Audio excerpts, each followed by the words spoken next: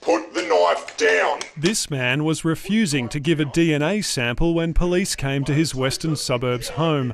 On crutches for a broken leg, he tells officers he'll use deadly force to defend himself and picks up a steak knife. Drop it. But then the man closes his kitchen door and limps away. Taser! An officer shoots him with a taser and he falls to the floor. Do not move. It felt like someone squeezed the air out of my lungs. I couldn't move. And I just went down. Had no control whatsoever. Stay there. The man says the fall broke his hip and he required a total hip replacement. The police report says the fall aggravated an existing injury. I was clearly walking away from them. I clearly closed the door behind me.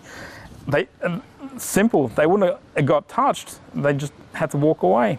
SA Police have refused to release their operational rules that outline when a taser cannot be used, but other Australian states have. New South Wales Police say tasers should not be used when someone is running away or disabled unless there are exceptional circumstances.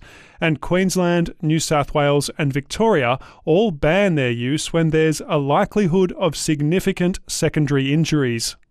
We have a number of vulnerable people who either have medical issues, psychological issues, also physical issues, and therefore the risk of that secondary injury increases exponentially. Police have defended their use of tasers after officers used one last October to subdue a man in his 60s who had Huntington's disease, a neurological condition that affects a person's ability to control their movements. In that case, prosecutors decided the police officers should not face any criminal charges. They remain under internal investigation. I thought it was a joke. It was clear that the SAPOL officers had overstepped the boundaries and went too excessive on my uncle with the taser, with the pepper spray.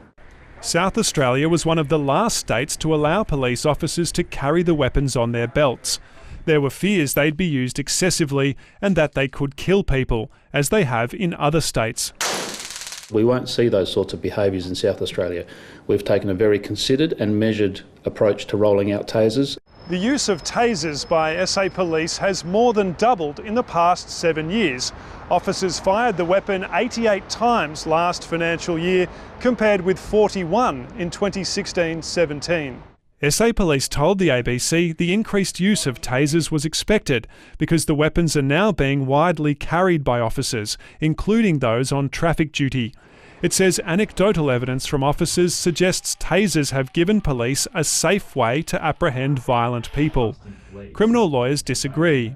There are other ways in which police could have or ought to have dealt with an individual, and we're finding, unfortunately, across the board that the use of tasers is suddenly increasing, which is causing, obviously, distress and harm to a number of our clients.